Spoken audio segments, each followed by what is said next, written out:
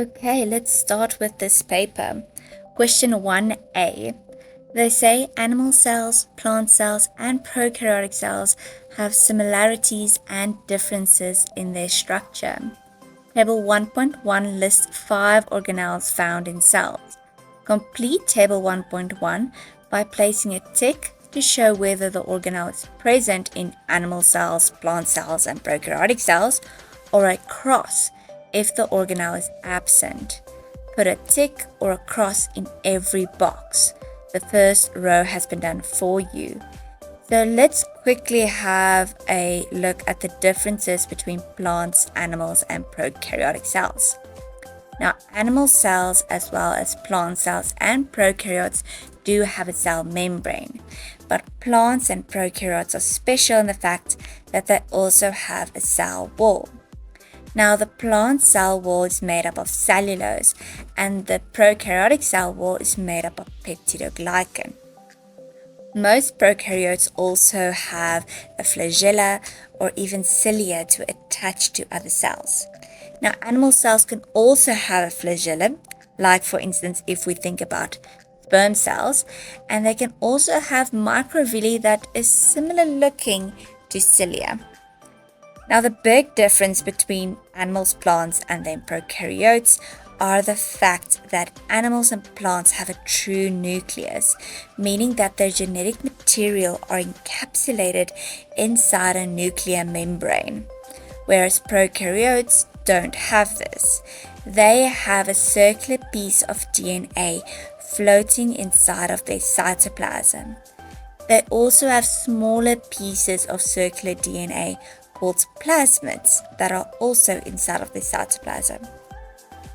Now, plants are the only one that have a large permanent vacuole. Animals can also have vacuoles, like food vacuoles, but they're definitely not permanent and they're very small. Now, eukaryotes, like plants and animals, also have membrane-bound organelles, whereas prokaryotes don't. So animal cells will have mitochondria as well as plants, and then plant cells will also have chloroplasts, where animal cells don't. Now, animals and plant cells can have rough endoplasmic reticulum that also has ribosomes on them. Prokaryotes don't have these because they're membrane bound. They do, however, have ribosomes floating free in their cytoplasm. Now, animal and plant cells can also have Golgi bodies, but prokaryotes don't, as these are also membrane-bound organelles. Now, animal cells are the only ones that have centrioles. Now, remember centrioles from mitosis and meiosis? Yes, so plant cells and prokaryotes don't have these organelles. Okay, let's get back to our question. So they've done nucleus for us. We can see animals and plants have a nucleus, but prokaryotic cells don't. Then they ask for a large permanent vacuole. Now we know animal cells and prokaryotes do not have a large permanent vacuole, but plant cells do. Then the rough endoplasmic reticulum can be found in both animals and plant cells, but is absent in prokaryotic cells. The Golgi body is also found in animals and plant cells and is also absent in prokaryotic cells. And then lastly, the centriole is only present in animal cells and absent in both plant and prokaryotic cells. Okay, question B. They say figure 1.1 shows a section through part of an epithelial cell found in the digestive system of an animal. The cell is specialized for the absorption of digested food. They then give you this photomicrograph showing a P and a Q. Now, before we start with this question, let's look at a similar photomicrograph at a closer look. So here we also have the epithelial cells, and we can see at the top our microvilli. Now remember, our microvilli is responsible for the absorption of our digested foods. So microvilli increases the surface area for the absorption of glycerol, fatty acids, amino acids, sugars, any digested material. So this is done through osmosis for water, diffusion, especially facilitated diffusion, and also active transport. Now, if we look a bit deeper into the tissue, into the cell, we can also recognize this organelle here. So this is a mitochondria. Now, mitochondria is responsible for aerobic respiration. So this is the respiration that requires oxygen. And its primary function is to produce ATP, which is our energy currency molecule. Now, this ATP is directly needed for active transport. Okay, let's have a look at our question. So they say that the structure P and Q in figure 1.1 are involved in the absorption of digested food. Name the structure labeled P. So we can see here at the top P will be our microvilli. They then asked to explain how the organelle labeled Q in figure 1.1 is involved in the process. So we can see by the structure of Q that it's a mitochondria. And we know that mitochondria is involved through aerobic respiration. So we can answer this question by saying that mitochondria, or Q, is the site of aerobic respiration. ATP is needed for the active transport during digestion. On the next page, we have question 2a. They say in the mammalian circulatory system, red blood cells travel through different types of blood vessels as they pass from the heart to respiring tissues and back to the heart. Now, figure 2.1 shows the type of blood vessels through which red blood cells travel in the circulatory system. They ask us to complete figure 2.1 by writing the names of the missing types of blood vessels through which red blood cells travel. Okay, let's quickly look at a diagrammatic representation of the flow of our blood. So here we have the human heart with its 4 chambers. Now remember that humans have a double circulatory system, but we're only going to look at the systemic circulatory system and not at the pulmonary circulatory system as well. So we're going to start at the aorta. From the aorta, blood will move through an artery. This artery will then split up into smaller arterioles, which will eventually split up in even smaller capillaries. This is where oxygen will be used up and carbon dioxide will be given off by our cells. These capillaries will join to form venules that will then join together to form veins, then collecting finally at our heart again in our vena cava. We can then go back to our question. So here we can see that they start at the top from the heart. They then move down into the arteries and then into a blank space just before the capillaries. Now between the arteries and the capillaries will be our arterioles.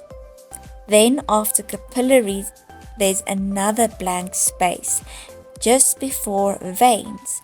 Now between our capillaries and our veins will be our venules. We can then see that the circulatory goes back to the heart. On our next page, we have question B, which says that water is the main component of blood. It has an important role in the transport of substances around the body. Figure 2.2 shows the ionic compound sodium chloride dissolving in water. They also give us a note that the diagram is not to scale. They then ask us, with reference to figure 2.2, explain how water acts as a solvent for sodium chloride. Let's quickly have a look at how water and sodium chloride would interact in a solution. So here we have a typical water molecule. It is made up of 1 oxygen, which would be negatively charged, and 2 hydrogen atoms, that are slightly positive charged. This gives water a dipole, meaning that it would attract different charged molecules. Now, sodium chloride is made up of sodium, which is positively charged, and chloride, which is negatively charged. That means that it is made up of an ionic bond keeping the two together. Now, the positively charged sodium will be attracted to my negatively charged oxygen, and the negatively charged chlorine will be attracted to my positively charged hydrogen. This electrostatic force will break the ionic bond holding sodium chloride together, and they would split up. When chloride is removed from sodium chloride, water molecules will surround it with hydrogen facing the chloride molecules. Now, sodium, also being removed from the molecule, will also be surrounded by water molecules, but with the negatively charged oxygen surrounding the sodium molecule.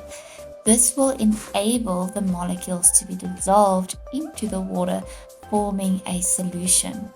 Okay, so now we can explain how water acts as a solvent for sodium chloride.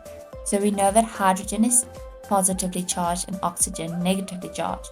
So we can say that water is a polar molecule. We can also see in the figure given that hydrogen being positively charged is attracted to chlorine, meaning we can say that delta positive hydrogen will be attracted to the negatively charged chloride. We can also see in the figure that the same goes for the positively charged sodium and the negatively charged oxygen. So we can say delta negative oxygen is attracted to the positively charged sodium.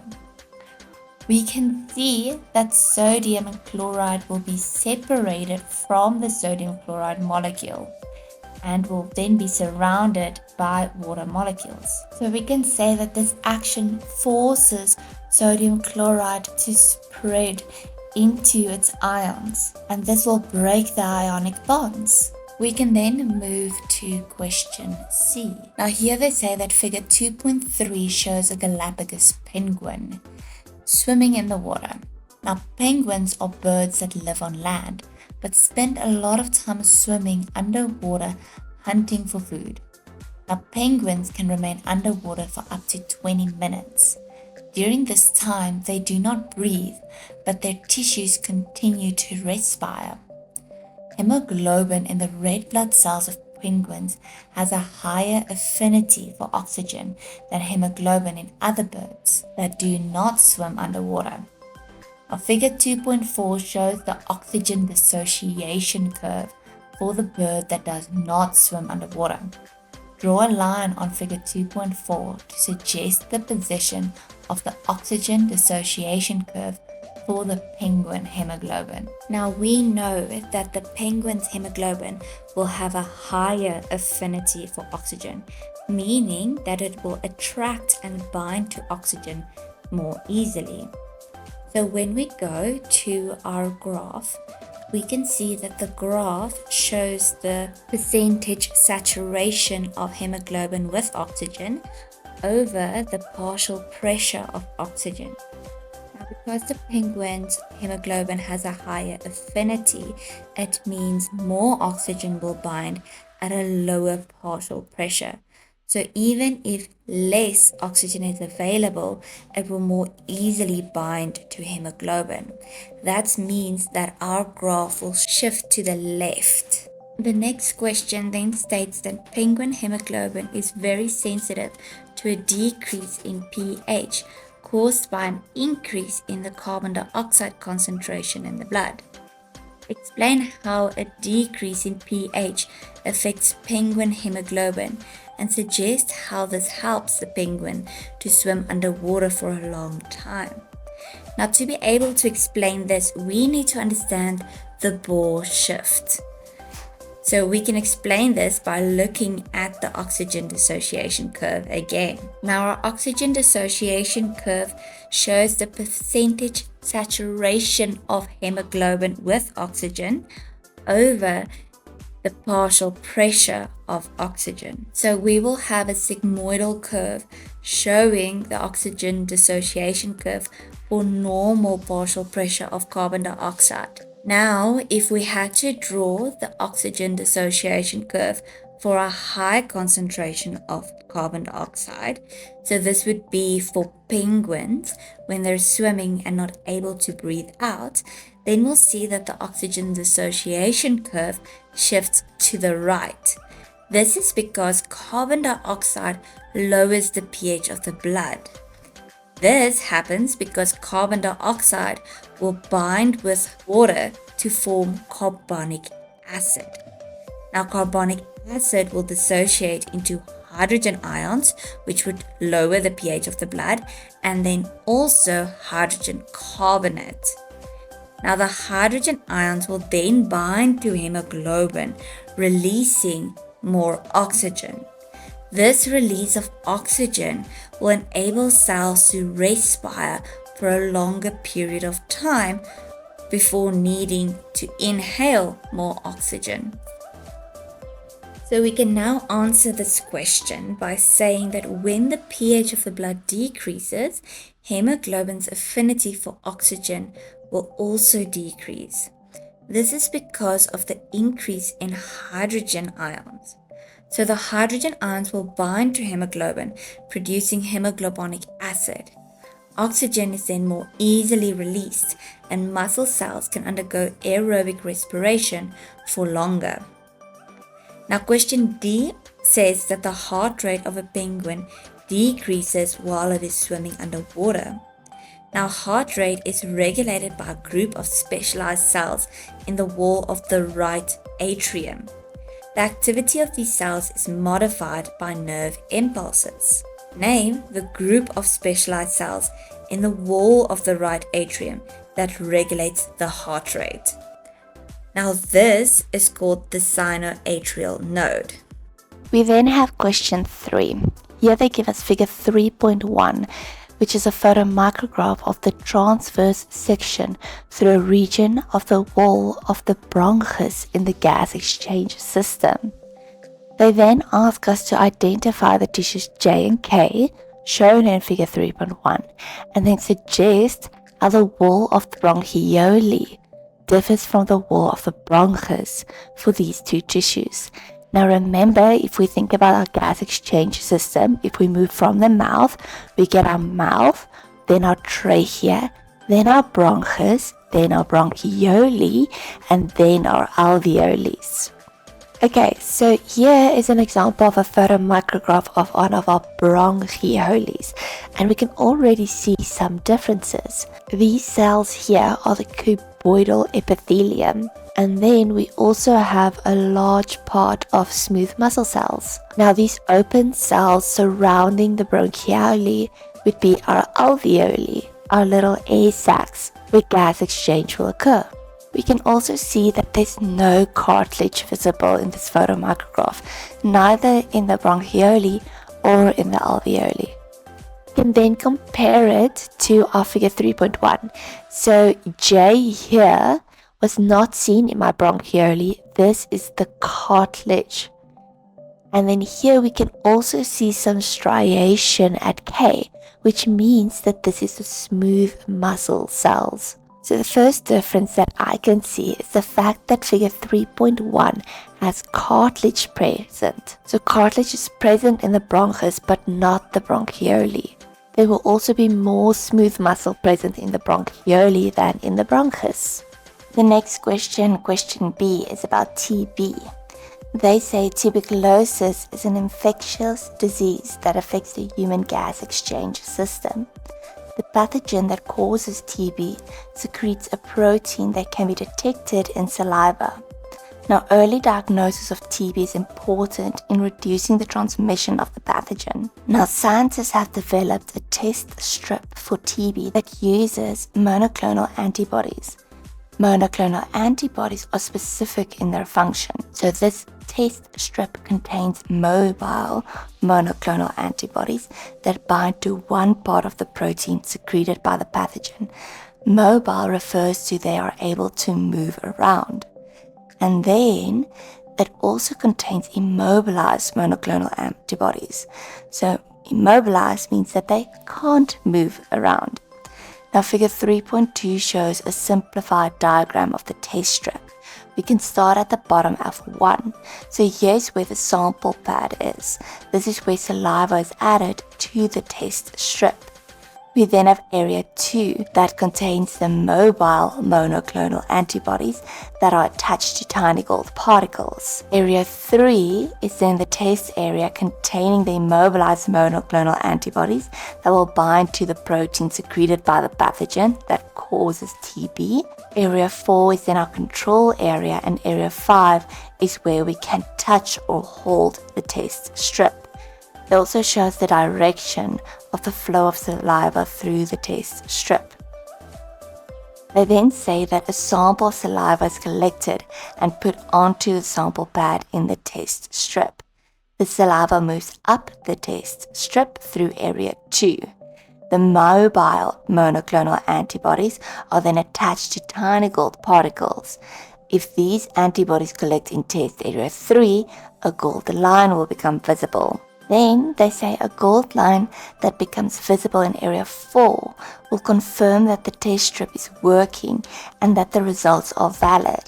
So this shows even if it's a negative test result that the test did indeed work. Before we start with the questions, let's quickly visualize what will happen in this test strip in a patient that might have TB or might not. First, we need to understand how antibodies look and how they work. So here's a basic shape of an antibody. It's made up of 2 heavy strains, the big ones, and 2 light strains, the small ones. Now these ends here are the variable regions, meaning that these ends are specific in shape to what they will bind to. Now in test area 1 of our test strip, we had the part where we add the saliva. So this is here where we can find our TB protein. Our TB protein will then move up to area 2. Now in area 2, we have our mobile monoclonal antibodies, and these antibodies are attached to a gold particle. So when our TB protein moves up, it will be complementary in shape to the variable region, also called the antigen binding site. It will then attach to our monoclonal antibody, which will then move up to part 3. So now in part 3, we have our immobilized antibodies, meaning that they're stuck to the page. They also have a complementary shape to their antigen binding site that will be complementary to our TB protein, which means that our mobile antibodies will be able to attach to our immobilized antibodies, and we will be able to see the gold strip on the test area. We then have test area 4, and here are different antibodies that are immobilized. So the antibodies here will probably have a different variable region that isn't complementary to the pathogen, but rather complementary to the variable region of the mobile monoclonal antibodies, which means that any antibodies that did not bind to the pathogen will be able to bind here, and a gold strip will also be visible here, whether the patient had TB or not. Now it's very important to understand the difference in the variable regions, because this is what makes the antibodies very specific to their function and to what they will actually bind to. Okay, let's go back to our question. So the first question asks to state the name of the pathogen that causes TB. So this pathogen is called Mycobacterium tuberculosis. It's very important that you start the genus with a capital letter and the species with a lowercase letter.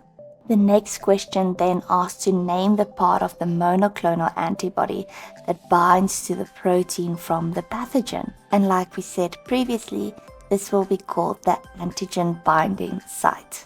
We then have the third question.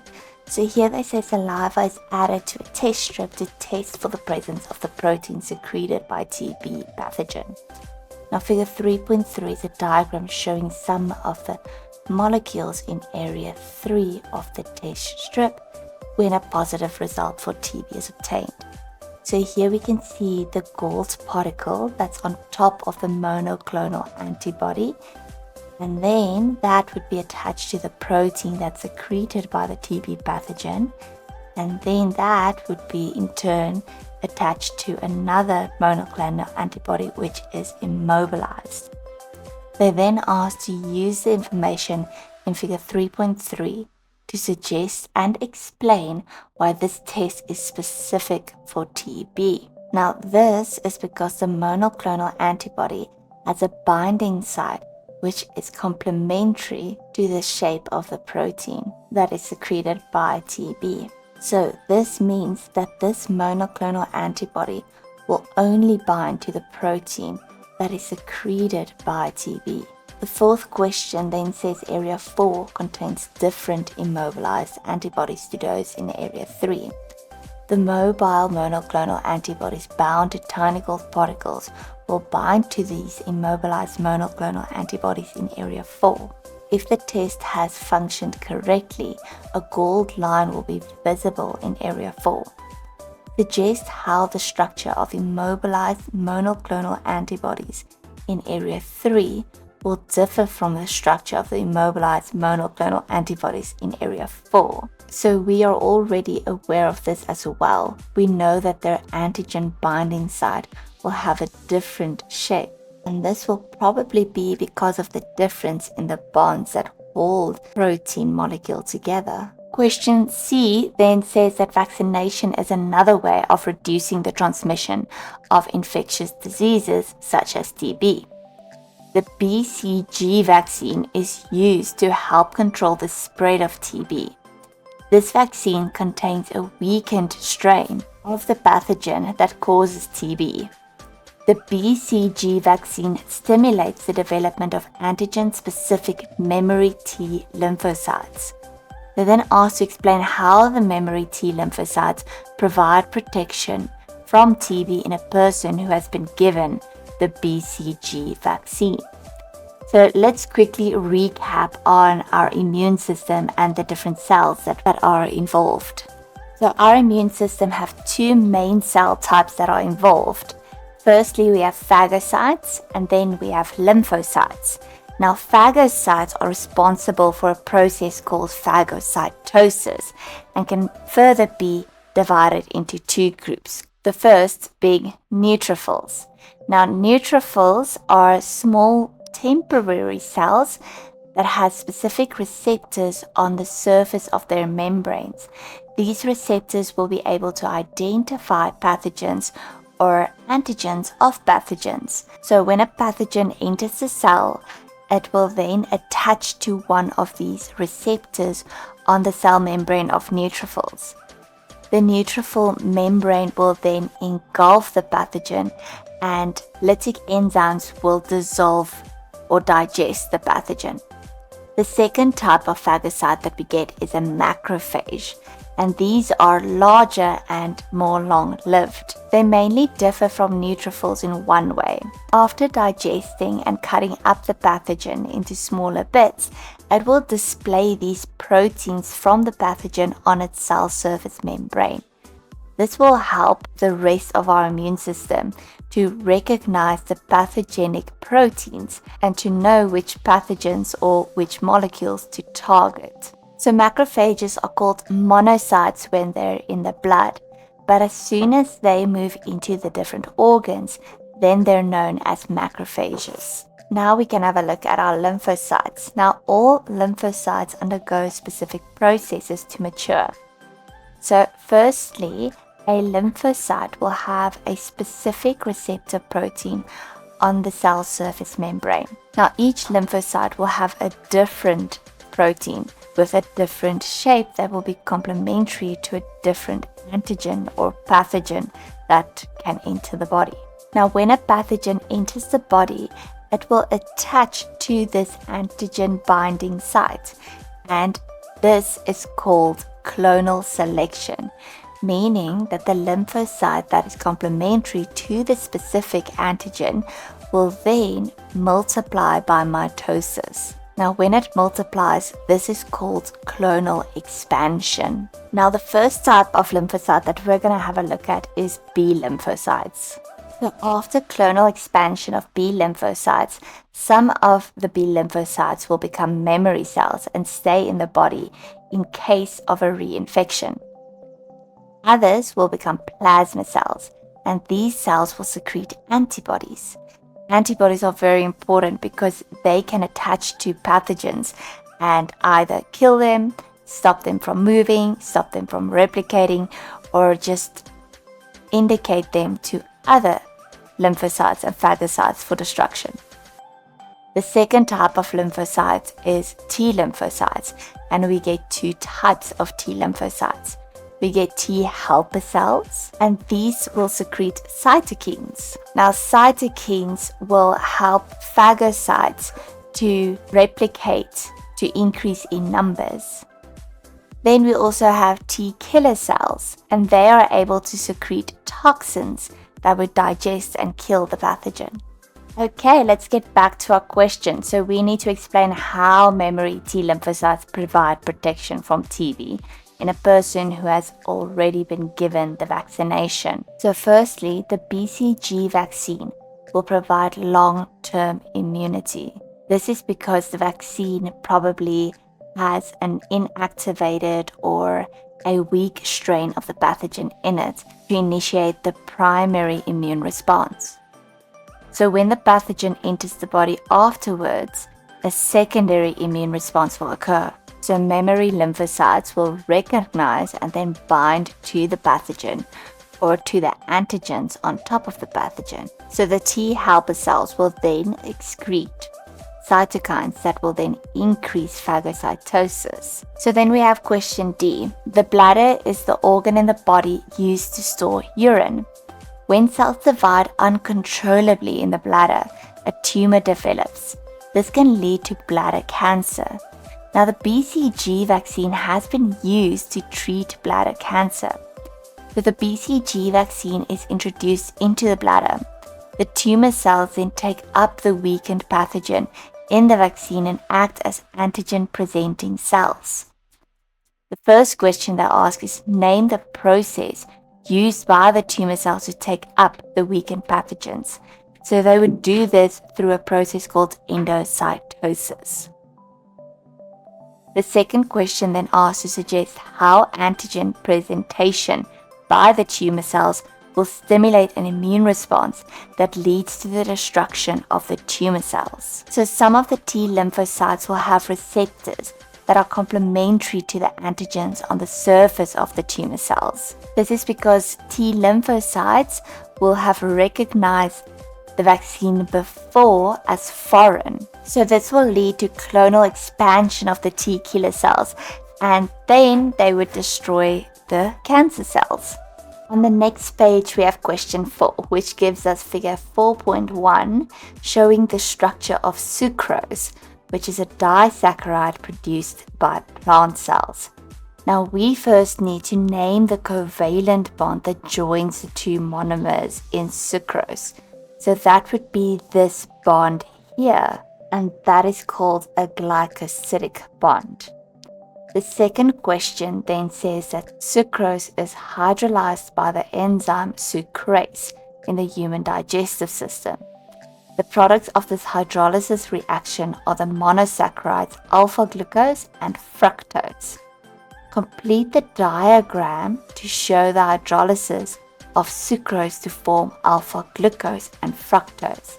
Now remember, the word hydrolyzed means broken up.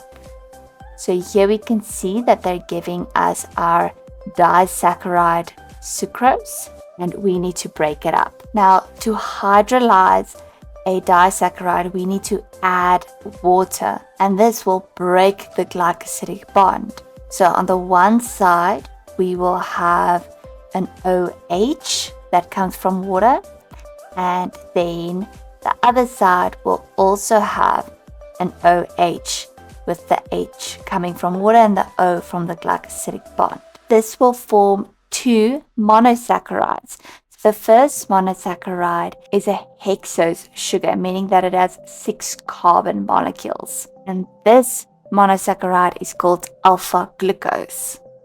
The other monosaccharide that will be produced will be fructose, and it will look something like this. Now, on the next page, question B says that plants transport sucrose from a source to a sink. Now, figure 4.2 is a scanning electron micrograph of a transverse section through a plant tissue used to transport sucrose. They ask us then to name the structure labeled X. Now, sucrose is transported by phloem. Let's quickly look at the structure of phloem. So we'll first have a look at the longitudinal section of phloem. So phloem is made up of cell walls, and between the cell walls, the end walls have been perforated, meaning that it's not removed like in xylem, but there's tiny little holes or fenestrations. Now this is important because this allows for multiple directional movement of sucrose. Now this part of phloem is called the sieve tube element, and next to it we then have the companion cells. Now the companion cells will be living cells, so they would have organelles including a nucleus. And this is because they would need to service the sieve tube element of phloem. So if we had to look in this direction downwards into phloem, we will have a transverse dissection of phloem. This will look something like this. We'll be able to see the cell wall with the cytoplasm, so cell membrane as well, and the tiny fenestrations that are found on the sieve plate. Next to it, we will also see the companion cell, which functions to service the sieve tube element. So here we can see the cell wall from the longitudinal and the transverse section, the sieve plate from the longitudinal and the transverse section, and the companion cell from the longitudinal and the transverse section. So if we now go back to our question, which asks us to name the structure labeled X, we can say that X would be the sieve plate. The next question then says that a scientist carried out an experiment to study carbohydrate transport in the stem of a woody plant. So figure 4.3 shows a plan diagram of a transverse section of the stem studied by the scientist. The position of the xylem tissue in the stem is shown. So we can see in the center we have the pith, then we have the xylem tissue, and then the outer stem tissues.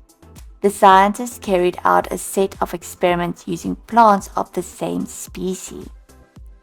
So they say in each experiment a ring of tissue was removed from the outer stem of the plant, but the xylem tissue was left intact, as shown in figure 4.4.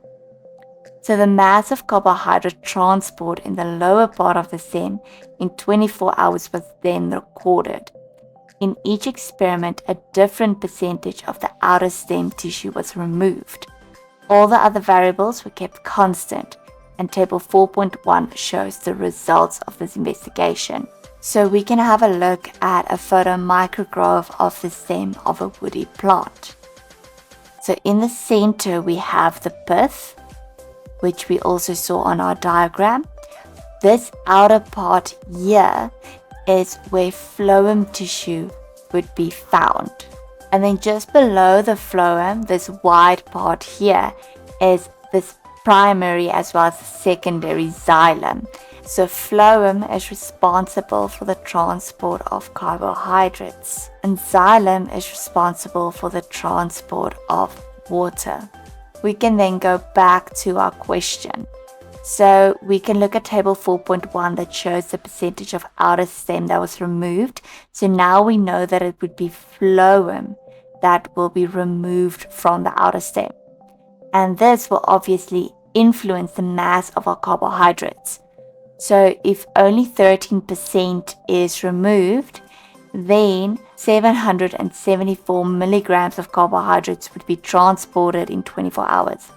And this will decrease up to when 100% of the outer stem is removed, none of the carbohydrates would be transported to the lower parts of the stem. So they then ask us to explain the results that are shown in table 4.1. So we can state that carbohydrates are transported through phloem sieve tubes. So as the percentage of outer stem tissue that is removed increases, the amount of sieve tubes decrease, which then leads to a decrease in the mass of carbohydrates that will be transported. So when 100% of the outer stem is removed, no translocation will occur, showing that only phloem tissue is involved in the transport of carbohydrates. Question C then states that sucrose is a sweet tasting sugar found in many foods. Some people become ill when they have sucrose in their diet. These people have a gene mutation in their gene coding for sucrase and cannot hydrolyze sucrose in their digestive system. Scientists studying the DNA of people with this condition identified a deletion mutation in the gene coding for sucrase. Suggest and explain why a person with this deletion mutation cannot digest sucrose. Now we can actually go and look at the enzyme itself. So here we can see the three-dimensional shape of our enzyme. We can see that it's very specific in shape. We can definitely see that there is a tertiary structure because it's folded upon itself, and also that there is a secondary structure because of these alpha helixes and beta pleated sheets. At the top here, we can see the amino acid sequences. Now, for this protein chain, we can also see the different mutations that can occur. Now, each of these dots is a different mutation that can occur. So the blue dots would indicate mutations that can alter the gene. The red dots will indicate mutations that can be caused by a pathogen. The dark green dots are mutations that have no effect, and the light green dots are mutations that we're still not sure what the impact is. Now, if we look at this mutation on amino acid 8, we can see that here a guanine is deleted. So they also say that it has a high impact on the protein. So let's go look at what exactly happens. So here we can see that the codon, being GGA, is then changed into a codon giving you UGA because of the deletion. So it goes from a glycine amino acid to a stop codon, meaning that the protein chain is prematurely stopped. So we can go to our three-dimensional shape and go and find this protein. So that would be here. So you can see that the amino acid chain will be much shorter if it had to stop here. It would not have any of its three-dimensional shape characteristics. So it would definitely not be able to function at all as an enzyme. So now we can go back to our question and answer. So they wanted us to explain why a person with this deletion mutation cannot digest sucrose. So first we can explain what a deletion mutation is. So a deletion mutation is the loss of one or more nucleotides. In this case, it was guanine that was lost. So this will cause a sequence of mRNA and ultimately the amino acids to change, as all the codons after the deletion mutation will be altered. This is because a frame shift is caused. So this can cause translation to stop prematurely, and this will produce an incorrectly or non-functional enzyme. We then have question 5 that says trypsin is an enzyme which catalyzes the hydrolysis of casein, a protein found in milk. Now, milk that contains casein has a cloudy white appearance. As the casein is hydrolyzed by trypsin, the milk changes in appearance to a clear, transparent, colorless solution. Now, a student carried out an experiment to investigate the effect of enzyme concentration on the rate at which trypsin hydrolyzes casein. Now, the student added a solution of trypsin to a sample of milk and recorded the time taken for the milk to become transparent. The student repeated the experiment with different concentrations of trypsin. All other variables were kept constant. Now, figure 5.1 shows the results from this experiment. So when the concentration of trypsin increased from 2 to 4%, the time taken for the milk to become transparent decreased by 48%. Calculate the percentage decrease in the time taken for milk to become transparent when the concentration of trypsin increases from 0.25 to 0.5%. Write your answer to the nearest whole number. So we can answer this question by looking at our graph in figure 5.1. Now, with these types of graph, when you need to make a reading, you need to make sure that you're exactly correct in the position of the reading. So here would be 0.25, and we can see that this is 388 seconds. Then we have 0.5, and this will be 256 seconds. Now, to calculate the percentage decrease in the time, we will take the initial time minus the final time divided by the initial time multiplied by 100. Now we have to give this answer to the nearest whole number. So even though our answer is 34.02, my whole number answer would be 34%. The second question then asks to explain the results shown in figure 5.1. So we can go back to figure 5.1. We'll see at the start between 0 and 0.25% of trypsin, there was no real reaction. The time for the reaction to take place was probably more than 400 seconds, so they did not put it down. So it was very, very slow. We can then see that as we increase the percentage of trypsin, that it decreases the time taken for the milk to become transparent, which means that it increases the rate of my reaction. I can also see that at first, let's say between 0 and 1 second, that the increase is very sharp. But then my rate decreases. So even though my rate of my reaction increases, the rate at which it increases decreases. So this means that there's probably something else limiting the reaction, probably the amount of substrate.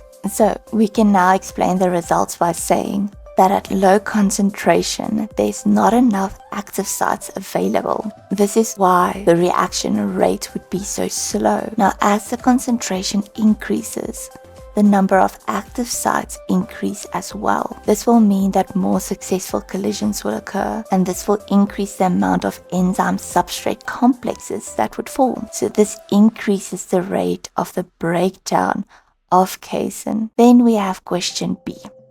Here they say that trypsin has the potential to be used in a wide range of industrial processes. So the use of immobilized enzyme in industrial processes have many advantages. Scientists investigated the effect of temperature on the activity of trypsin immobilized on surface of a material and then trypsin free in solution. Now table 5.1 shows the results of this investigation. So they show the results of the change of temperature and how this affects the percentage of maximum activity of immobilized trypsin, as well as the percentage of maximum activity of trypsin that's free in the solution. Now we can see that as we increase the temperature, the percentage of maximum activity of the immobilized trypsin will increase as well. But the percentage of maximum activity of trypsin that's free in the solution would decrease. The first question then asks to state a reason for the difference in percentage of maximum activity of immobilized trypsin and trypsin free in solution at 25 degrees Celsius. Now 25 degrees Celsius, the percentage of maximum activity of immobilized trypsin is 60, and the percentage of maximum activity of trypsin free in solution is 100%. So this could be because by immobilizing the enzyme, we change the optimum temperature of the enzyme. So we can see for immobilized enzyme, the optimum temperature would most probably be 65 degrees Celsius, and for the free enzyme, it would be 25 degrees Celsius. The second question then asks to suggest and explain why the percentage of maximum activity of immobilized trypsin at 55 degrees Celsius is higher than the percentage of maximum activity of trypsin free in solution at 55 degrees Celsius. So, by immobilizing the enzyme, it stabilizes the enzyme from denaturization. The shape of the active site is maintained as it prevents the breaking of the bonds holding the tertiary structure together. We then have question 6, which says that figure 6.1 shows a plant cell in the stage of mitosis. So before we go on with these questions, let's quickly look at the different stages of mitosis and how to identify them. So here we have a photomicrograph showing prophase. Now we know that this is prophase because the chromosomes started condensing. We can also see that the nuclear membrane disappeared. Then next we have metaphase, and we can recognize it because the chromosomes are on the metaphase plate, so they're on the equator of the cell. We can also see the spindle fibers attached to our chromosomes. Next, we have anaphase. Here we can also see our spindle fibers, and we can see how they shorten to pull the chromosomes to the opposite poles of the cell. Then we have telophase. Here the chromosomes are at the opposite poles of the cell. Lastly, we have cytokinesis, and this is the splitting of the cell. So here the chromosomes decondense into chromatin again, and the cytoplasm starts to split. They then say that some of the structures shown in figure 6.1 contain DNA. Use a line labeled D on figure 6.1 to indicate one of these structures. So here we can just draw a line from any one of our chromosomes, and this will be D. They then ask to name the stage of mitosis shown in figure 6.1. Now we can see in figure 6.1 that the chromosomes here are pulled apart to opposite ends of the cell. So this would be anaphase. Then question C says colchicine is a chemical used by scientists to study mitosis. This chemical inhibits the organization of the microtubules in prophase of mitosis. The cell shown in figure 6.1 has not been treated with colchicine. Explain the evidence in figure 6.1 that shows the cell has not been treated. So we know this because the spindle fibers are visible in this figure. They are attached to the chromatids, pulling them to opposite poles of the cell. There we go.